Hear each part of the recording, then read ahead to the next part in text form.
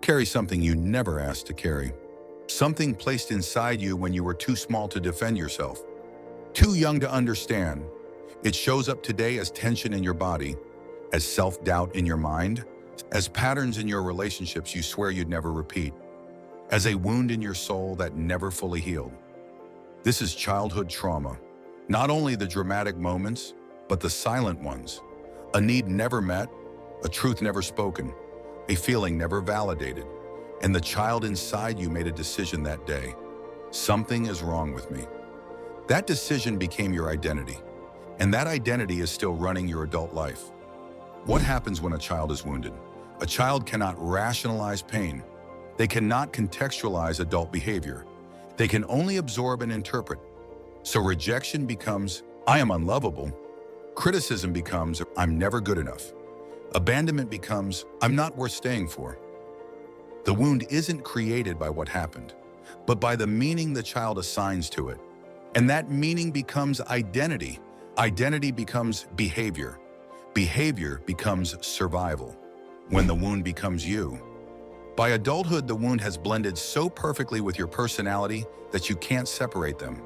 If the wound is rejection, you become a people pleaser, hyper-aware, over-responsible, terrified of displeasing. If the wound is inadequacy, you become an overachiever, convinced you must earn your place in the world. If the wound is abandonment, you cling or you run, both out of fear of being left again. The wound doesn't disappear, it evolves. It disguises itself as hard work, kindness, perfectionism, independence. But underneath, the wounded child is still calling the shots. The body remembers. Your mind forgets what your body never does. Childhood trauma becomes a hyperactive nervous system, chronic fight or flight.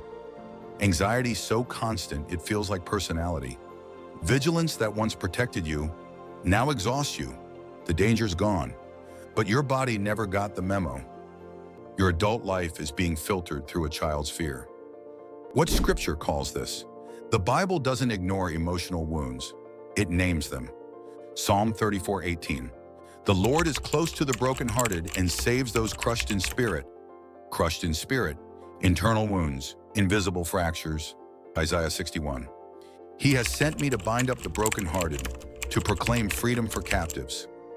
Captives of what? Not chains. Beliefs, identities forged in childhood pain. 1 Peter 2:24. By his wounds we are healed. His suffering becomes the pathway for your restoration. The Bible sees your emotional wounds and treats them as real. How childhood trauma sabotages adult life. You think you're making choices, but most of the time, you're reacting.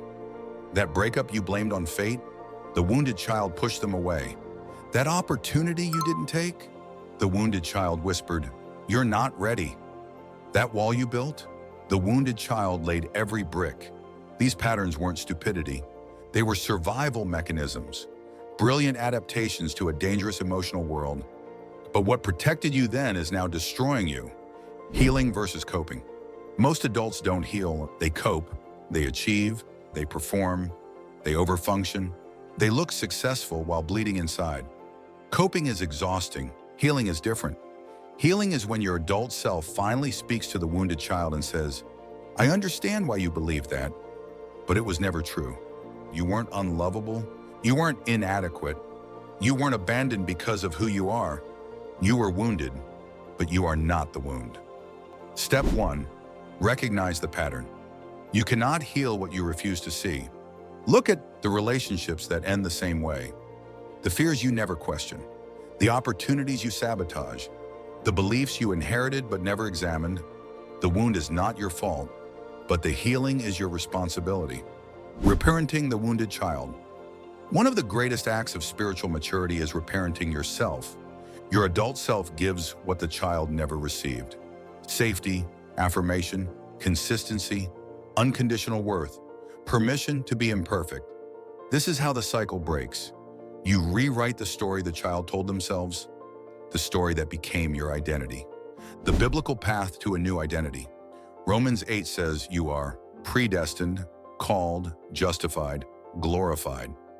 Not because you proved your worth, not because you performed well enough, but because God chose you, not as the wounded child, but as the healed one you are becoming. Ephesians 1 says, "In him we have redemption," not deletion, redemption.